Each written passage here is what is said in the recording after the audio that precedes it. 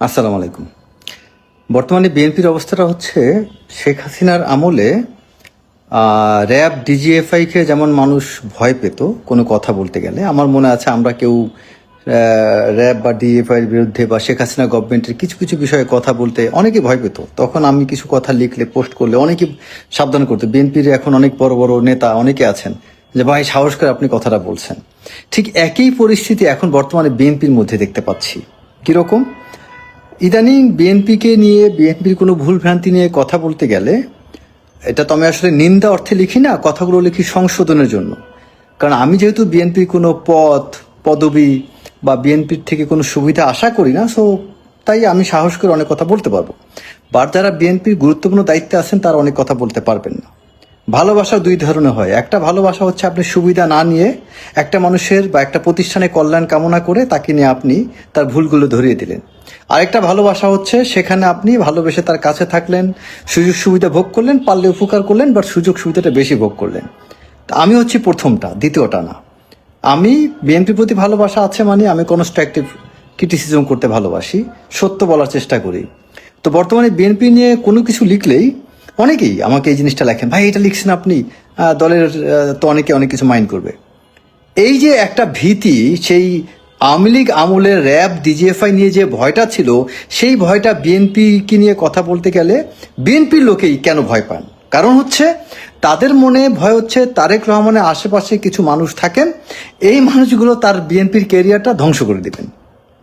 এখানে ছাত্র দলের কোনো সভাপতি রাকিব হোক, বা যুব দলের সভাপতি মোনায়েম মুন্না হোক, বা বিএনপির আপনার অনন্য বিভিন্ন গুরুত্বপূর্ণ দায়িত্বের নেতা যারাই থাকুক, দেখবেন যে কেউ কোনো জায়গায় কোনো অন্যায় হইলে দেখবেন সে প্রতিবাদ করবে না। মানে ধরেন মোনায়েম মুন্নাকে যদি এখন স্টেজ থেকে বের করে দেওয়া হয়, তিনি এটা তারেক সাহেবকে জানাবেন না বা এটা প্রতিবাদও করবেন না। আবার ধরেন এখানে যদি বিএনপির অন্য আরও সিনিয়র নেতা, ধরেন আপনার সেফর নজরুল ইসলাম খান, তাকে যদি কোনো একটা স্টেজে উঠতে না দেওয়া হয়, তিনিও প্রতিবাদ করবেন না। খন্দকার মোশাররফ কিছু বলা, তিনিও প্রতিবাদ করবেন না। কেন করবেন না? কারণ ওই র্যাব ডিজিএফের ভূমিকায় আছেন তারেক রহমানের আশেপাশে কিছু মানুষ। ওই ব্যক্তিগুলা যদি তার প্রতি নারাজ হয়ে যান তাহলে তার কেরিয়ার ধ্বংস হয়ে যাবে। এই যে একটা আতঙ্ক ভয় বিএনপির মধ্যে চলছে, এটা কিন্তু বিএনপিকে ক্ষতি করবে। আমিও মনে করি আমাদের, তবে এই জায়গাটা যেন আমি তারেক রহমানের দোষ দেব না। তারেক রহমান এখানে তিনি অনেকদিন পরে দেশে আসছেন, নির্বাচন নিয়ে তিনি ব্যস্ত থাকবেন, তার নির্বাচনী পরিচালনায় তার এখন চিন্তা অনেক স্ট্র্যাটেজিক বিষয় নিয়ে, তার এইসব বিষয়ে নজর দেওয়ার সময় আমি মনে করি না এখন আছে। কিন্তু বিএনপির যারা নেতা আছেন তাদের সত্যটা বলা উচিত। র্যাব ডিজিএফআইয়ের মতো এরকম ভয় পেলে হবে না। আওয়ামী লীগের সময় আপনি সেই তৎকালীন সময় যে দিবি হুট করে একজনকে তুলে নিয়ে যেত, সেই ভয়ে আপনারা আওয়ামী লীগের সময় কথা বলতেন না। এখন বিএনপি করে বিএনপির নেতারা, আপনি প্রকাশ্যে সমালোচনা না করেন, তারেক রহমানকে একটা টেক্সটের মাধ্যমে, মেসেজের মাধ্যমে, ইমেলের মাধ্যমে তাকে জানান যে অনিয়মটা হচ্ছে। যেমন রাকিবের বিষয়টা, ছাত্রদলের প্রেসিডেন্ট, পরিষ্কার দেখা যাচ্ছে তারেক রহমান রাকিবকে হাত দিয়ে ইশারা দিয়েছেন তুমি বসো, এভাবে হাত দিয়ে ইশারা দিয়েছেন যে তুমি এখানে বসো, দেখিয়ে দিচ্ছেন, ভিডিওতে দেখা যাচ্ছে। সেই জায়গাটা রাকিব যখন বসলো, তাকে যেভাবে উঠানো হলো, এতে রাকিব কিন্তু খুব বিব্রত হয়েছে, এমব্রাসিং একটা সিচুয়েশনে পড়েছে। মনে রাখতে হবে রাকিব হচ্ছে ছাত্র দলের কেন্দ্রীয় সভাপতি, জাতীয়তাবাদী দলের মানে বিএনপির অঙ্গ সংগঠনগুলোর মধ্যে সবচেয়ে শক্তিশালী অঙ্গ সংগঠন হচ্ছে ছাত্র দল। অনন্য অঙ্গ সংগঠনগুলো কিন্তু জিয়াউর রহমানের সময় তৈরি হয়নি, ছাত্রদল কিন্তু জিয়াউর রহমানের হাতে প্রতিষ্ঠিত করা। সো সেই ছাত্র দলকে অসম্মান করার মতো এত বড় সাহস স্পর্ধা কারো করা উচিত না। আমি দেখছি যে যখন বেগম খালেদা যে বিভিন্ন নির্বাচনী পরিচালনায় যেতেন, তখন ছাত্র দলের নেতারা বিভিন্ন সভা সমাবেশে এই স্টেজ ম্যানেজমেন্টের দায়িত্বে তারা থাকতেন। তাদেরকে কোনো এমপি মন্ত্রীও সাহস করতেন না ছাত্র দলের কোনো নেতাকে ধাক্কা দিয়ে সরিয়ে দিতে। ইভেন সুলতান সালাউদ্দিন টুকুর মতো নেতাও যখন ছাত্র দলের প্রেসিডেন্ট, তখনও তারা দেখছি হ্যাডম নিয়ে কাজ করতে। সুলতান সালাউদ্দিন টুকু স্টেজে দাঁড়াইলে আমার মনে হয় না কেউ তাকে ধাক্কা দিয়ে সরাইতে পারছে, কারো স্পর্ধা ছিল না।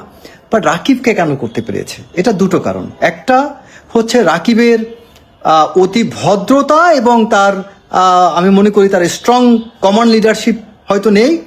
আর দুই হচ্ছে রাকিবের এই বিএনপির তারেক রহমানের আশেপাশের এই আস্থাভাজন বললে যাদেরকে আমরা চিহ্নিত করি, এই জায়গার প্রতি একটা ভীতি।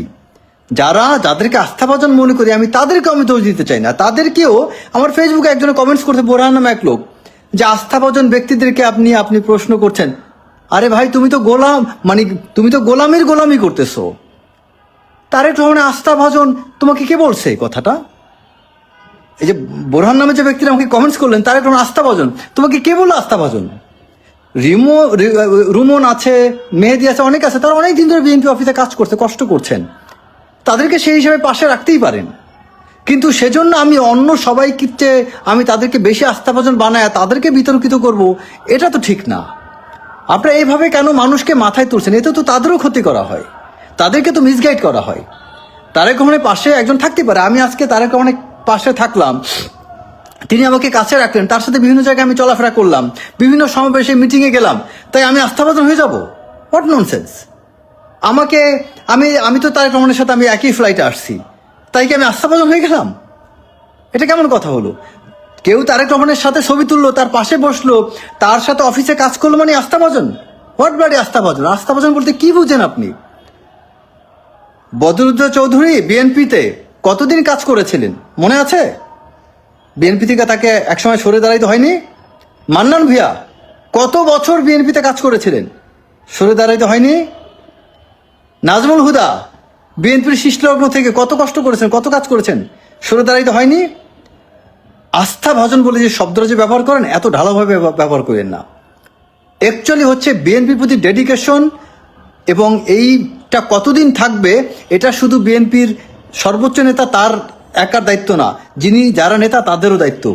সো কে কখন ঝরে পড়বে, কে কতদিন পর্যন্ত গ্রহণ করা হবে, এটা কোনো কিছু নিশ্চিত না, এটা দীর্ঘস্থায়ী না, বা এটা চিরস্থায়ী না। দীর্ঘস্থায়ী কথা হবে না, চিরস্থায়ী না।